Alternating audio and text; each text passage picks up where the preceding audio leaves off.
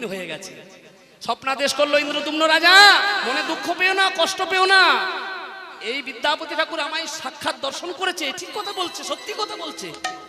শোনো শোনো শোনো, আমার কথা শোনো, আমি এখন সমুদ্রে একটা কাক হয়ে ভেসে আসছি। যাও বাবা ইন্দ্রদুম্ন, তুমি তাড়াতাড়ি গিয়ে তোমার রাজ্যে একটা মন্দির বানাও, আর মন্দিরে তোমার ও মন্দিরে আমি অচিরে প্রবেশ করছি। আমি একটা কাঠ হয়ে ভেসে আসছি, আগামী কাল প্রভাতকালে মন্দির বানিয়ে মহারাজ ইন্দ্রদুম্ন অপেক্ষারত, কখন আসবে ভগবান। ভগবান ভেসে ভেসে আসছে। বিগ্রহটা কিসের হবে মা?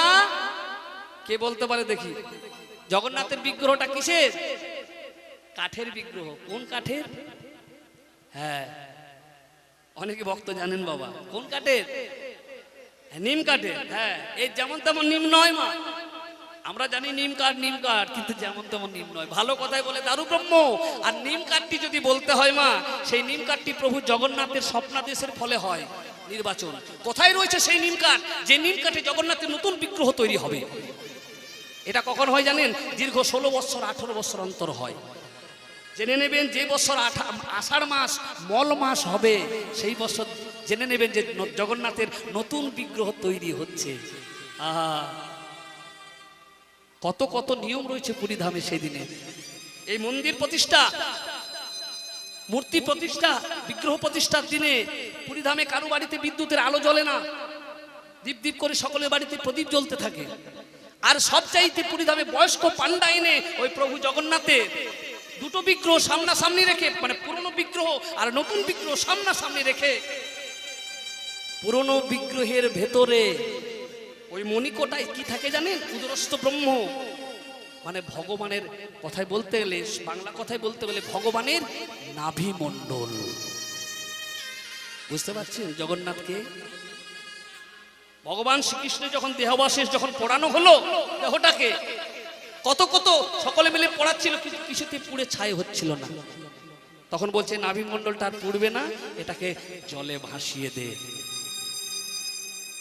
সেইটাকে পুরীর রাজা ওই উদরস্থ ব্রহ্ম নামক সেইটা পেয়েছিল জগন্নাথের নাভিমণ্ডল। আর সেইটা ভরা আছে কোথায় জানেন?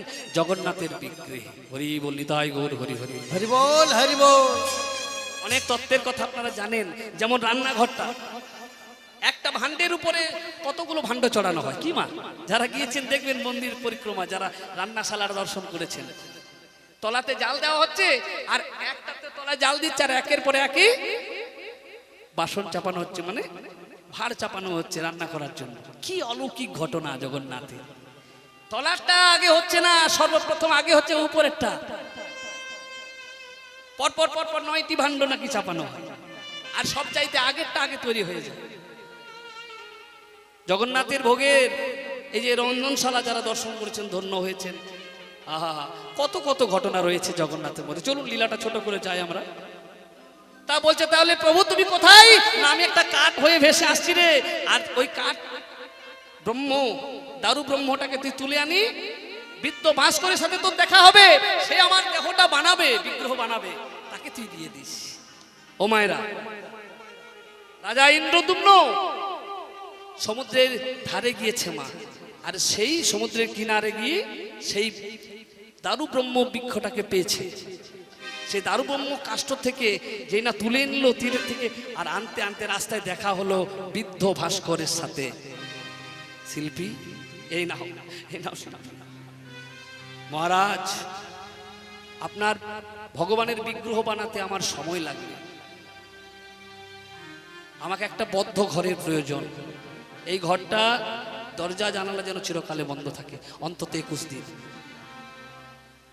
সমর্পণ করলো। ঠক ঠক ঠক ঠক ঠক ঠক ঠক ঠক করে আওয়াজ হচ্ছে, জগন্নাথের বিগ্রহ বানাচ্ছে। মন্দিরের ওই যে গুন্ডিচা, রাজার স্ত্রী গুন্ডিচা, গুন্ডিচা বলছে, ও স্বামী, এগো 2 দিন আগে শব্দ শোনা যাচ্ছিল, এখন আর শব্দই শোনা যাচ্ছে না, যাও না 12-13 দিনের দিনে দরজাটা খুলে দিয়েছিল মা। যেই না দরজাটা খুলে দিয়েছিল গুন্ডিচার কারণে, আর সেই অসম্পূর্ণ বিগ্রহ দেখে অবাক হয়ে গেল ইন্দ্রদুম্ন রাজা। প্রভু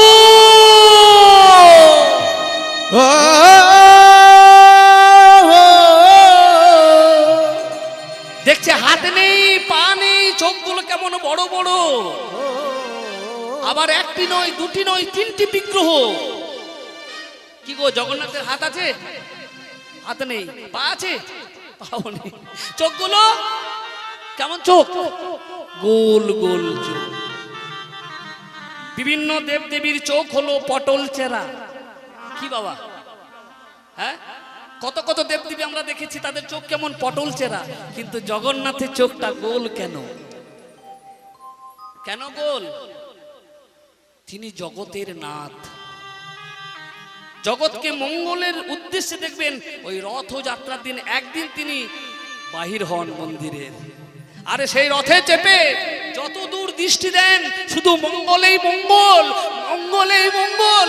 সেই মঙ্গলময় হরি, মঙ্গলময় জগন্নাথ প্রভুর কৃপা দৃষ্টিতে হৃদয় গৌর হরি হরি বল, হরি বল। ভাস্করকে খুঁজছে, ভাস্কর কোথায়? মন্দিরে। ভাস্কর তো নেই। এই ভাস্কর কে ছিল? ভাস্কর পরিচয় দিয়েছিল, আমি দেব শিল্পী বিশ্বকর্মার গুরুদেব, আমার নাম অনন্ত বাসুদেব মহারানা। হরি বল। ভাস্কর অন্য কেউ নয় মা, ভগবান নিজেই। ভগবান নিজেই নিজের মূর্তিকে বানিয়েছে। তাই গৌর হরি হরি হরি বল, হরি বল। জগতে প্রমাণ রাখার জন্য। কেন এই মূর্তি? আপনারা শুনেছেন মাথুর গান, শুনেছেন প্রবাসযোগ্য গান, লীলা গান তো শুনেছেন। কি বাবা, শোনেননি? শুনেছেন। ভগবান 100 বছর ছেড়ে বৃন্দাবন ছেড়ে চলে গেছিল দ্বারকায়। গিয়েছিল না মা? বৃন্দাবনবাসীকে ছেড়ে দিয়ে গিয়েছিল না? রাধারানী কত কেঁদেছিল, সখারা কত কেঁদেছিল, পিতামাতা কত কেঁদেছিল। ভগবান দ্বারকায় মহারাজা হয়ে, ঐশ্বর্যময় ভগবান দ্বারকায় খুব আনন্দে ছিলেন। আনন্দে ছিল না মা, অন্তরটা কান্ত রাধা রাধা বলতে। সত্যভামা, রুক্মিণী, জাম্বুবতী, কত কত তার সহধর্মিণী রমণী, তারা গোবিন্দকে খুব আনন্দে রাখতো। কিন্তু গোবিন্দ যখন ঘুমোতেন, যখন শয়ন করতেন, গোবিন্দের অন্তরটা কান্ত রাধা রাধা রাধা। কে রাধা? সত্যভামা, রুক্মিণী বলল, গোবিন্দকে আমরা এত সেবা করি, এত ভালোভাবে সেবা করি, কিন্তু রাধার জন্য কাঁদে। এই রাধাটাকে কথাটা বলে দিই মা। প্রবাস যজ্ঞ করেছিলেন ভগবান। প্রবাস যজ্ঞ কালে সকল যজ্ঞের পর সবাই চলে গেছিল বৃন্দাবনবাসী দ্বারকায় প্রবাস যজ্ঞে উপনীত হয়ে যজ্ঞ সমাপন করে আবার যে যার ঘরে ফিরে গেল। কিন্তু রয়ে গেল কে জানেন? ভগবান কৃষ্ণের কাছে রয়ে গেল তার জেঠিমা রোহিণী মা। আরে সেইটি সুযোগ পেল রুক্মিণী, সত্যভামা, জাম্বুবতী। যদি জানে তো আমার রোহিণী মা জানে। এই দিদি চল না, রোহিণী মার কাছে প্রার্থনা করি, ভগবানের জন্মের কথাগুলি, ভগবানের বাল্যলীলার কথাগুলি শুনবো। চল না, ওই রাধারানীকে জানতে হবে। জানতে পারলো মা। কার কাছে জানলো জানে? রুক্মিণী দেবীর কাছে, রুক্মিণী মায়ের কাছে, রোহিণী মায়ের কাছে জানলো। রোহিণী মা বললো, শোনো রুক্মিণী, সত্যভামা, তোমরা শুনবে, তোমার আগ্রহ নিয়ে শোনো। এখানে তো হবে না, গোপন তত্ত্ব, বৃন্দাবনের তত্ত্ব। বৃন্দাবনে ভগবান জন্ম নিয়ে পুতনা মেরেছে, কালিয় দমন করেছে, অগাসুর, বকাসুর, তৃণবর্তাসুর, কত সুর মেরে শেষ করে দিয়েছে। কিন্তু তারপরে যে আসল গূঢ় তত্ত্ব, সেটা হলো রাধা তত্ত্ব। এইটা বলেছিল মাতাদের। সুভদ্রাকে দ্বারের দাড়ি বানিয়েছিল, যা সুভদ্রা দ্বারে পাহারা দিবি, যা। দ্বারে পাহারা দিয়েছিল সুভদ্রা। ভগবান কৃষ্ণচন্দ্র আর বলরাম সিংহাসনে, আর দ্বারে পাহারা দিচ্ছে সুভদ্রা। আর অন্দরমহলে চলছে রাধা তত্ত্ব কথা। যতই বলছে বৌমা কাঁদছে, শাশুড়ি মাও কাঁদছে। কি অপূর্ব ঘটনা দেখুন। ঠিক এমন সময় কৃষ্ণ ওই রাধা নাম শুনে, কৃষ্ণের মন ঠিক নেই, সিংহাসন ছেড়ে ছুটে আসছে রাধা নামের শুনে। হঠাৎ আস্তে আস্তে আস্তে আস্তে দেখছে সুভদ্রা বোন দ্বারের দাঁড়িয়ে হয়ে আছে। সুভদ্রা, এই তুই এখানে দাঁড়িয়ে কেন? তুই এখানে দাঁড়িয়ে কেন? বলে মা আমাকে বলেছে তাই এখানে আছে। মা বলেছে, নিশ্চয়ই কোনো সন্দেহ আছে। দাঁড়া দাঁড়া দাঁড়া সুভদ্রা, দাঁড়া।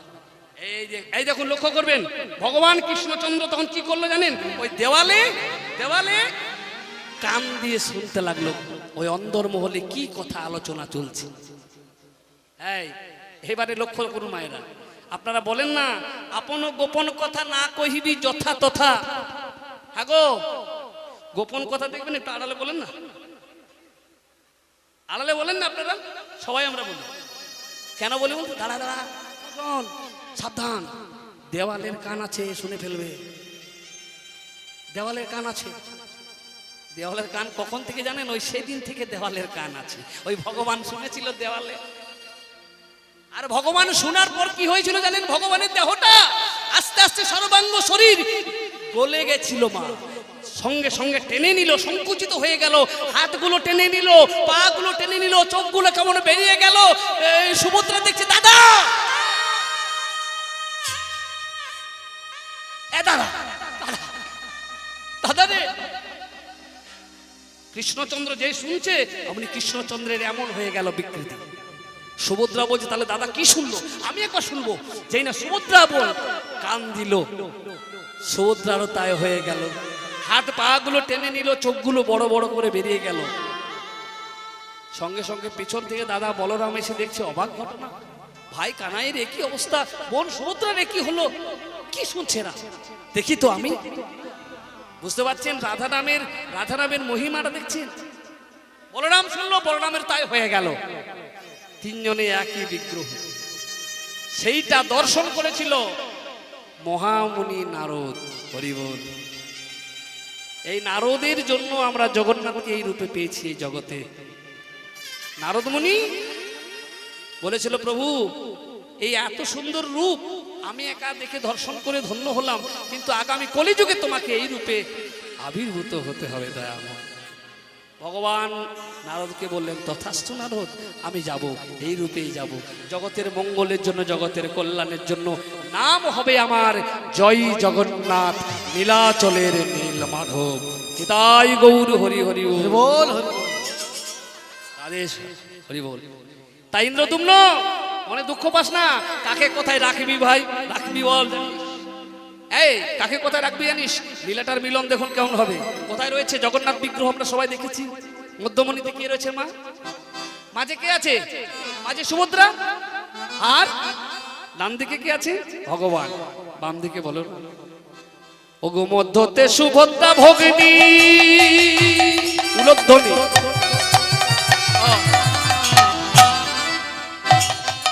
মধ্যতে সুভদ্রা ভগিনী,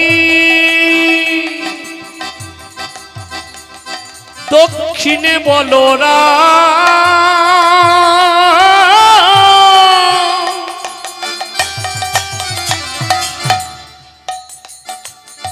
আর বামে পাশে দাঁড়াইয়ে আছে কৃষ্ণ ভগবান। দেখেছেন তো রথযাত্রার সময়? কি গো দেখেননি? পট বিগ্রহ রয়েছে ঘরে ঘরে, জগন্নাথের দেখে নেবে। ওই ইন্দ্রদুম্ন রাজার সেই প্রতিষ্ঠিত জগন্নাথ পুরীধাম, সে তারই পুরীধাম, তারই সুপ্রতিষ্ঠিত। এই মন্দির নাকি দীর্ঘ 19 বার সংস্কার হয়েছে। অনেক লীলার সাক্ষী আছে, অনেক প্রমাণ রয়েছে। আর তা চলুন আমরা এই লীলা দর্শন করে ধন্য হলাম। সবাই মিলে এবার জোর করে উলুধ্বনি দেব। ওগো জয় জয় জগন্নাথ, একটু উলুধ্বনি। নিতাই গৌর হরি হরি হরি বল। তুমি শিষ্য চিনন্দ, ওগো জয় জয় জগন্নাথ,